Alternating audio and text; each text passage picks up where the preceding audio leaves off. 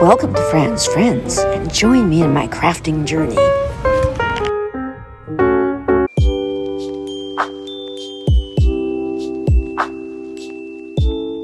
Welcome to Fran's Friends, and welcome to March's edition of Keeping Christmas Alive.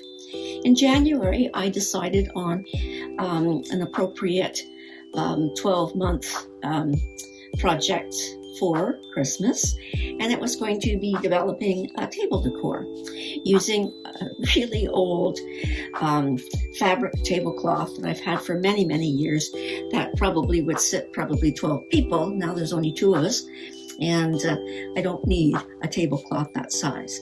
So what I did was in January, I cut the tablecloth up, and I loved the colors of it, and I made bags, fabric bags to hold the napkins for my table.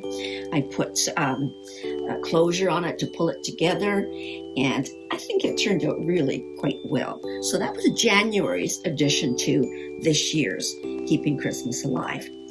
So then what I also did, and I think what I'm going to do is adopt this one for February, because I was away in February and didn't feel much like doing a Christmas theme when you're in a hot place like Mexico. So I made these little beaded trees, and that's the theme of the table decor, is all trees. The napkin holder is in the shape of a tree.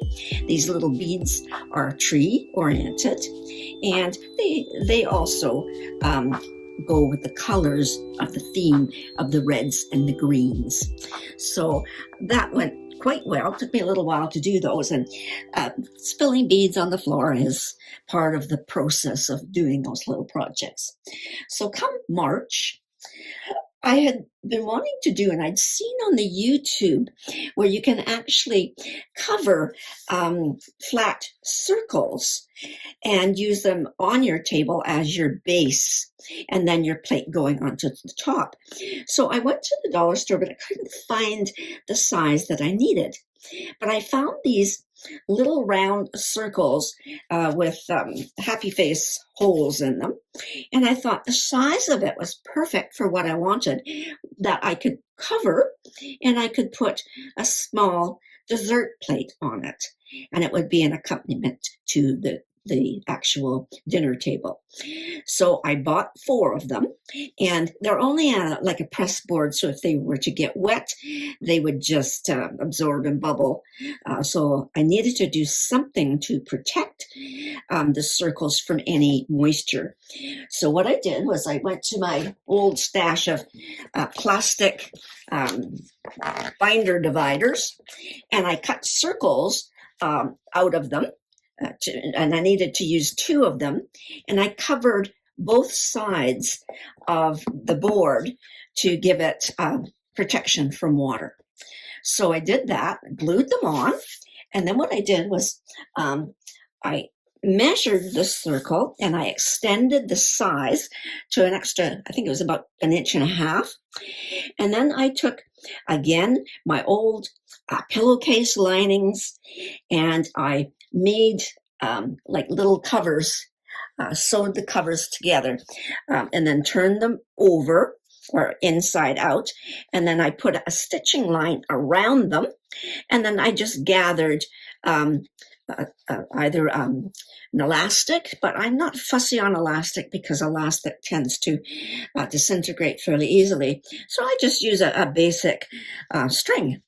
And if I need to remove it, I just cut the string and then just reinsert a new one inside if I need to wash the actual cover.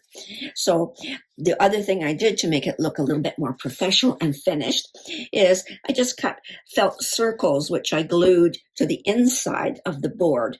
So here you have, I have 4 of them, and these are now my decorated dessert plate holders. So I think that will be a nice complement to the table. So very easy to do. Didn't take much time. A little bit of thinking, but I will try and do, if I can get the larger ones, I will do the same effect on the larger one where the dinner plates go on top. So that would be really quite a nice complement to the entire table. So again, very, very basic. And again, I'm using up all of the bits and pieces of the tablecloth. And as I do cut things out, I encourage and I always say, don't throw anything away. So I have a whole bunch of little bits and pieces. So what I've done is I've cut out little triangle trees, and I'm going to do coasters. And I'm going to do a square coaster with this in the middle, and then I'm going to quilt edges on it for a square with a little base for the tree.